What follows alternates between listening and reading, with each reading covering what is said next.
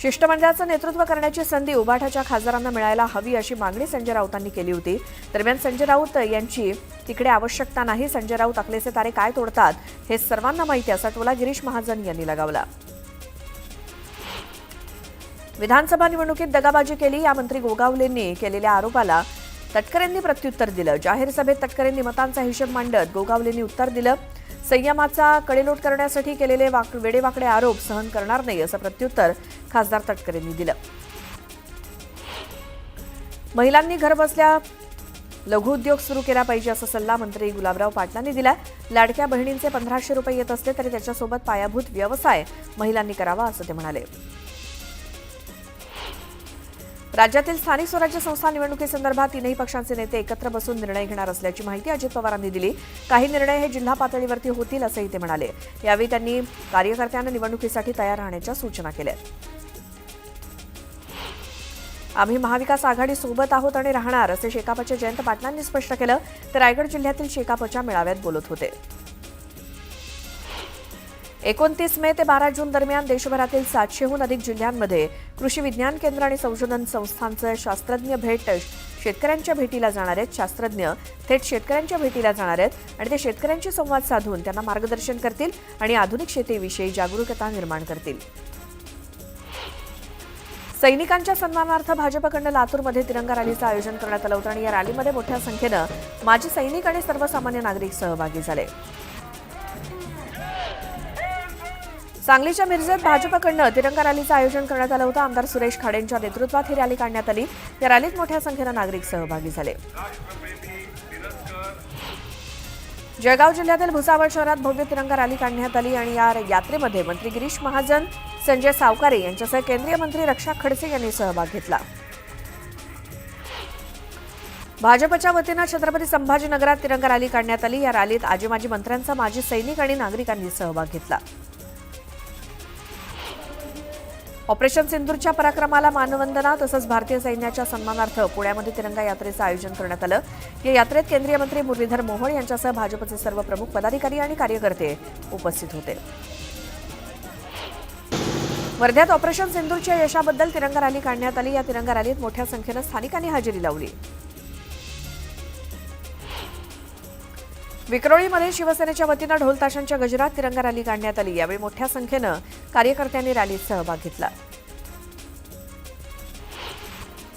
बच्चू कडू यांनी तिरंगा यात्रेवर टीका केली। सरकारनं आपलं यश लपवण्यासाठी तिरंगा यात्रा सुरू केली असल्याची टीका त्यांनी केली।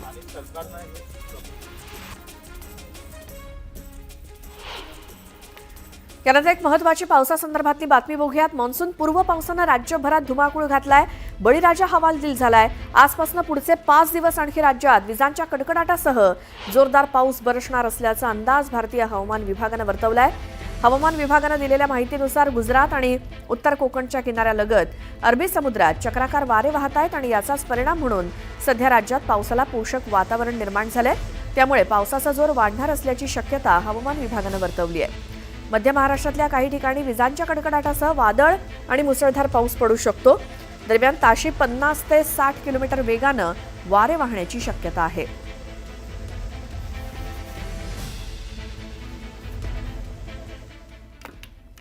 पुन्हा पाहूयात बातमी 36 जिल्ह्यांची।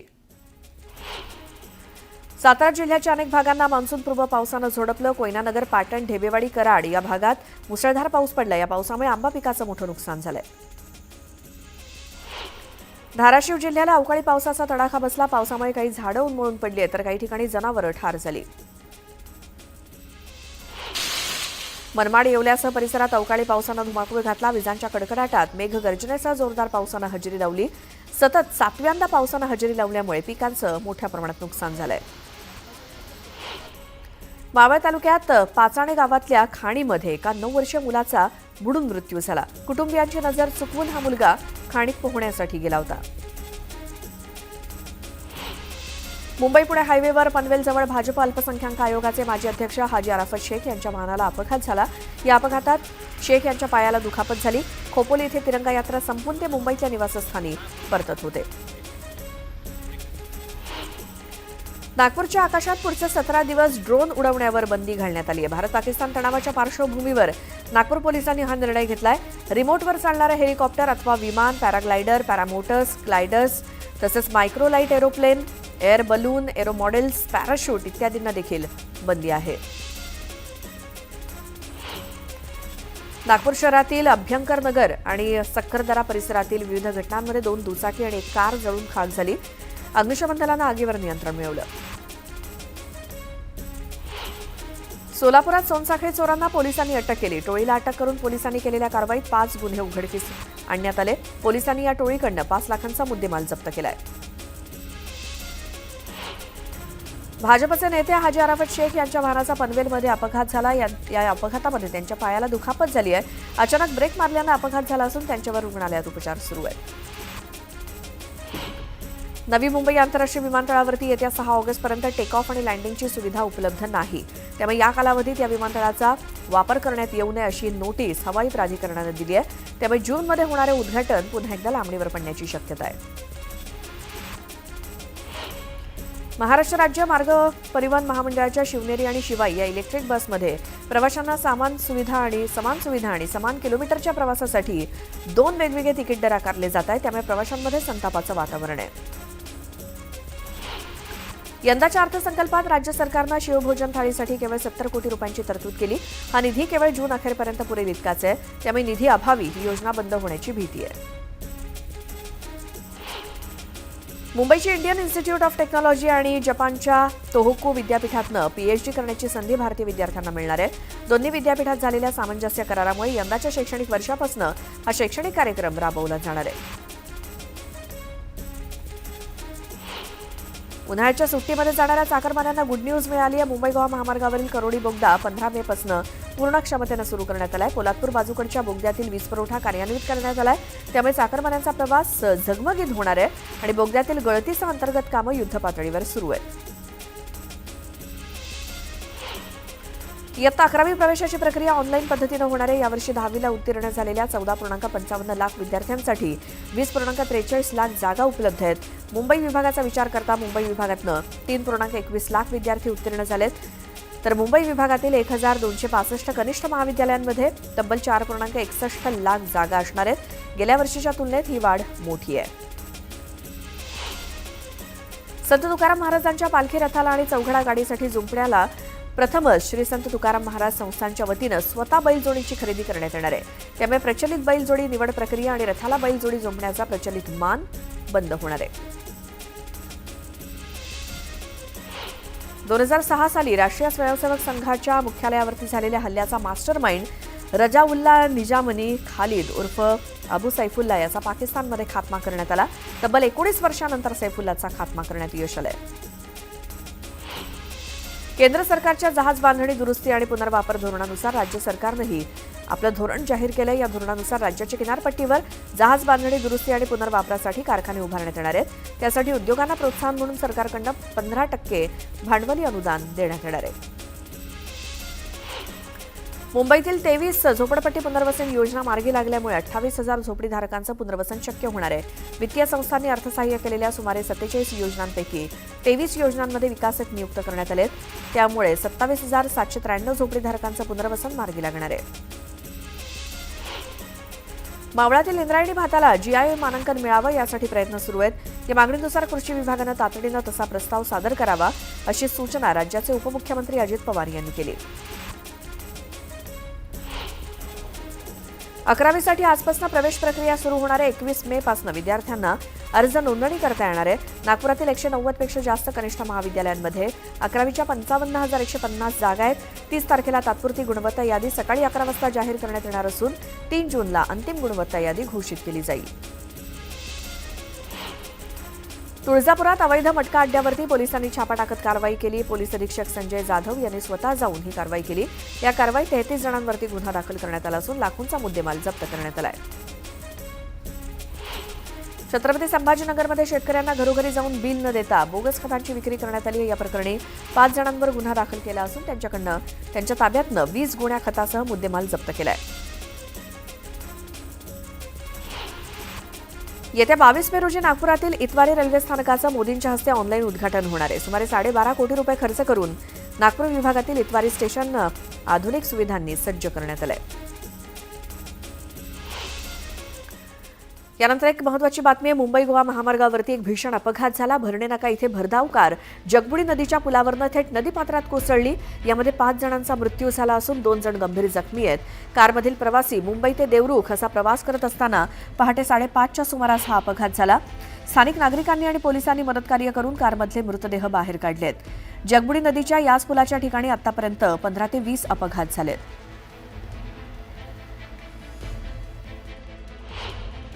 खाली जायला जागा नाही आहे. क्रेनशिवाय पर्याय नाही. आणि आतमध्ये जे प्रवास होते 6 ते 7 जण होते, ते अडकलेले होते. शेवटीला क्रेन बोलवायला लागली. त्यानंतर बाकीचे सगळे नंतर मग पब्लिक आलं.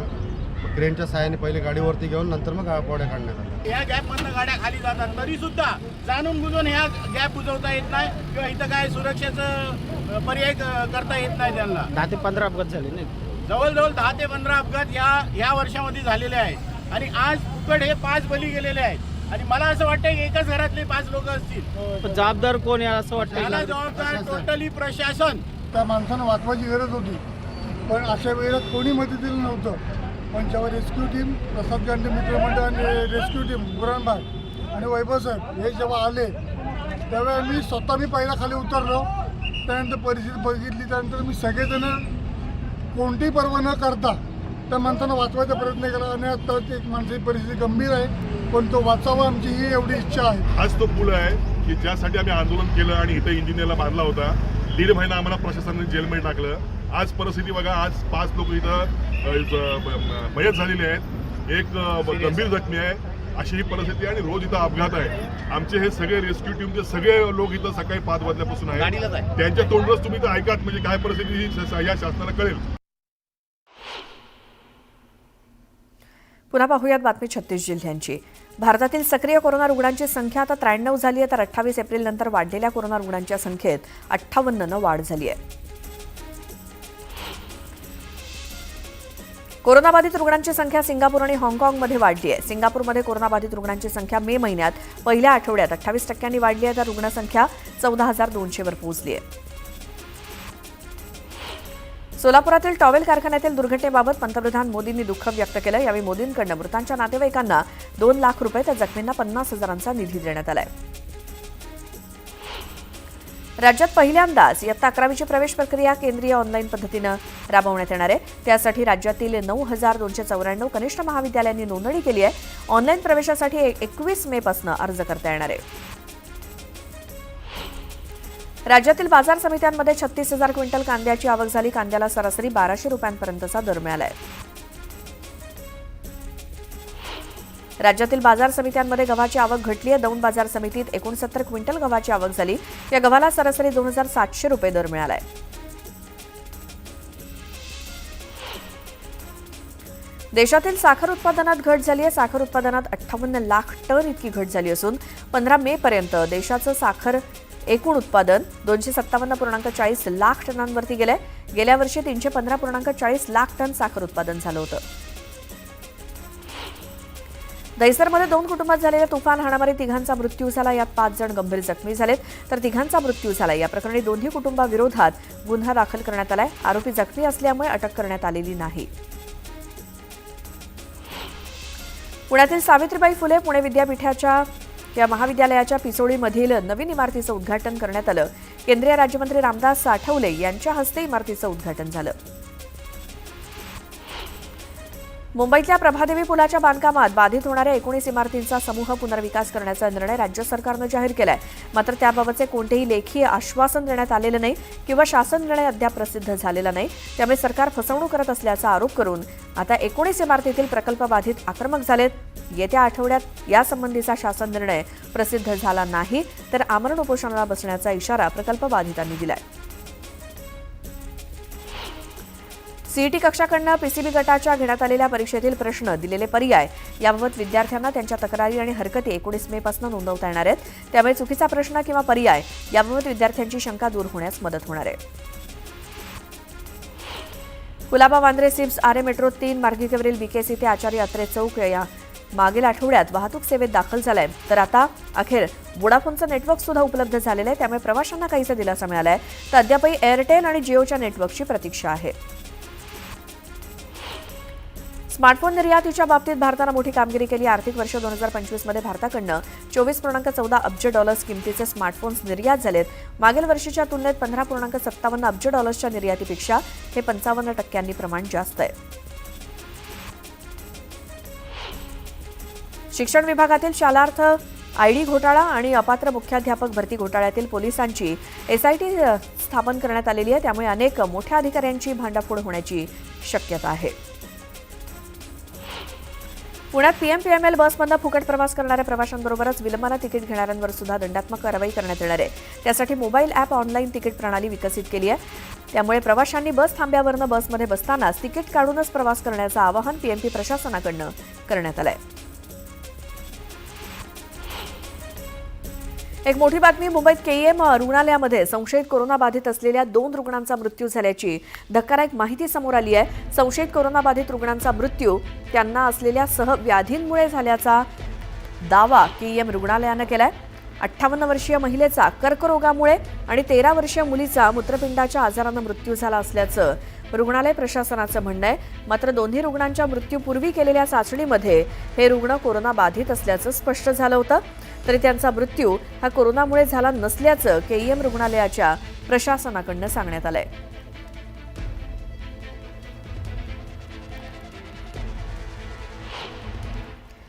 मुंबईतली पहिली भुयारी मेट्रो असलेल्या आरे ते कफ परेड मेट्रो 3 मार्गिकेवर चोख सुरक्षा व्यवस्था ठेवण्यात आली आहे. मेट्रो स्थानकात प्रत्येकाची कसून तपासणी केली जाते.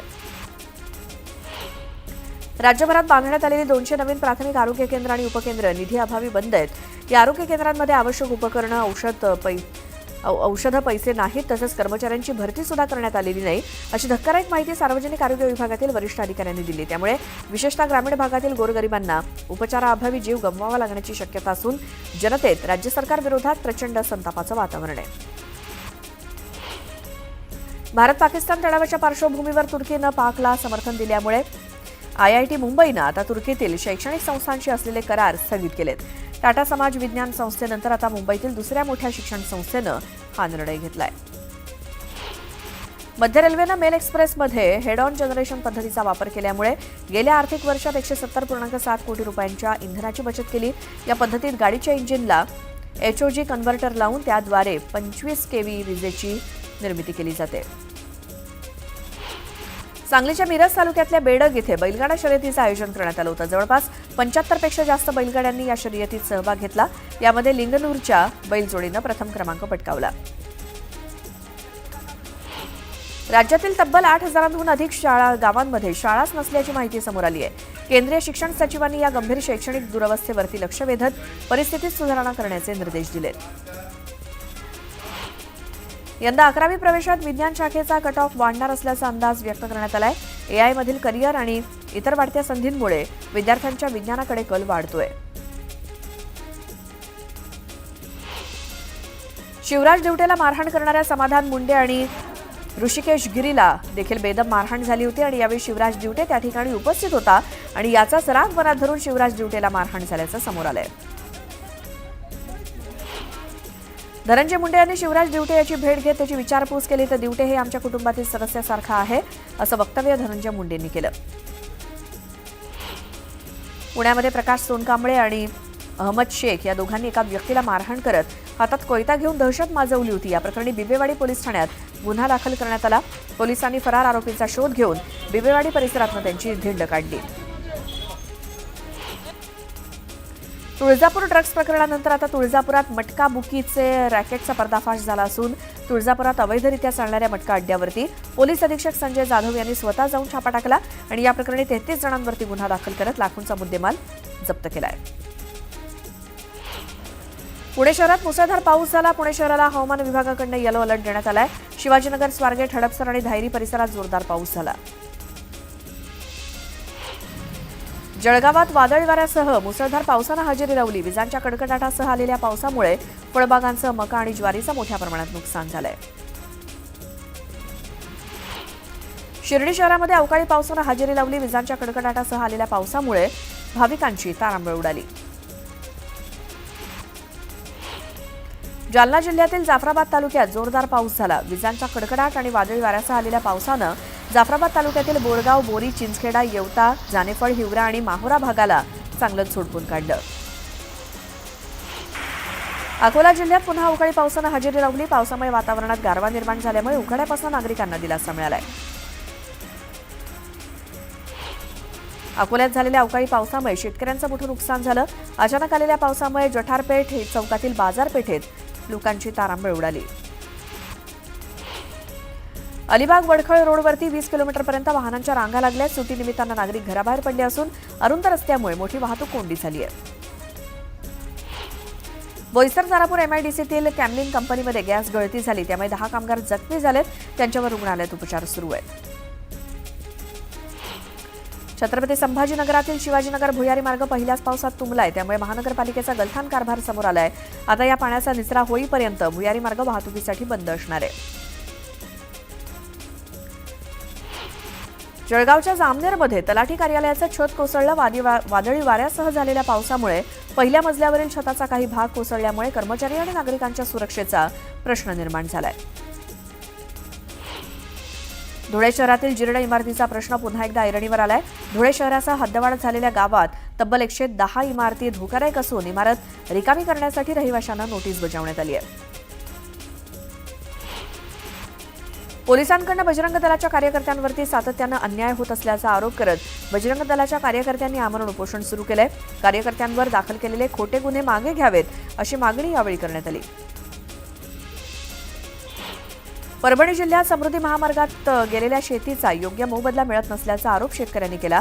तातडीनं योग्य मोबदला न दिल्यास शेतकऱ्यांनी तीव्र आंदोलनाचा इशारा दिलाय. वाशिमच्या सोनल प्रकल्पाचं पाणी उन्हाळी शेतीसाठी सोडण्यात आलंय. त्यामुळे शेतकऱ्यांमध्ये आनंदाचं वातावरण आहे. यासाठी शेतकऱ्यांनी जलसमाधी आंदोलन केलं. श्रीरामपूर शहरात दूषित पाण्याचा पुरवठा केला जातोय. त्यामुळे नागरिकांचं आरोग्य धोक्यात आलंय. दरम्यान तातडीनं स्वच्छ पाण्याचा पुरवठा करण्याची मागणी नागरिकांनी केली. बुलढाणा जिल्ह्यातल्या मोताळ्यातील आठवडी बाजारात इलेक्ट्रॉनिक दुकानाला भीषण आग लागली. अग्निशमन दलाचे जवान घटनास्थळी दाखल झाले असून आगीवर नियंत्रण मिळवण्याचे प्रयत्न सुरू आहेत. मारेगाव तालुक्यातील नेत गावात वीज पडून 20 मेंढ्यांचा मृत्यू झाला. तर मेंढीपालक शरद गेडाम किरकोळ जखमी झाले. गांजा विक्रीच्या प्रकरणात मारेगाव पोलिसांनी 2 आरोपींना अटक केली असून त्यांच्याकडनं 74,000 रुपयांचा मुद्देमाल जप्त करण्यात आलाय. मेहकर मालेगाव रस्त्यावरील मुंगळा फाट्याजवळ ही कारवाई करण्यात आली. खेडतळे मार्गावरती कुडोशी गावाजवळ टेम्पो आणि दुचाकीमध्ये भीषण अपघात झाला. जखमी दुचाकीस्वाराला कळंबणी उपजिल्हा रुग्णालयात उपचारासाठी दाखल केले. रायगडच्या कर्जत तालुक्यातल्या भिवपुरी इथे टाटा डॅममध्ये मुंबईच्या गोवंडीचे 2 तरुण बुडले. मुंबईवरनं उन्हाळी सुट्टी असल्यामुळे ते फिरण्यासाठी परिसरात आले असताना ही घटना घडली. राष्ट्रीय महामार्गाने जात असताना अचानक युटर्न घेतल्यामुळे मागून येणाऱ्या मालवाहू ट्रकनं जोरदार धडक दिली. यात कारमधील 3 जण जागीच ठार झाले तर एक गंभीर जखमी झाल्याची घटना चामोर्शी शहरातल्या आष्टी गडचिरोली या राष्ट्रीय महामार्गावरती घडली. भारत सलग दुसऱ्या वर्षी ई रिक्षांसाठी जगातील सर्वात मोठा बाजार राहिलेला आहे. मागील वर्षी भारतामध्ये ई रिक्षांची विक्री सुमारे 20% वाढून 7 लाख युनिट्सवरती पोहोचली आहे. पश्चिम रेल्वेच्या मुख्य टर्मिनसपैकी असलेल्या मुंबई सेंट्रल आणि वांद्रे टर्मिनसवर प्रवाशांची सुरक्षा वाऱ्यावर असल्याचं दिसतंय. या रेल्वे स्टेशनच्या मुख्य प्रवेशद्वारावरती लावलेले बॉडी स्कॅनर आणि बॅगेज स्कॅनर बंद आहेत.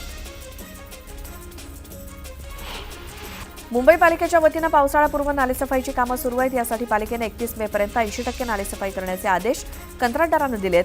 मात्र 18 मेपर्यंत केवळ जवळपास 59% नालेसफाई झाल्यामुळे अवघ्या 13 दिवसात 41% नालेसफाई करण्याचं आव्हान कंत्राटदारांसमोर आहे.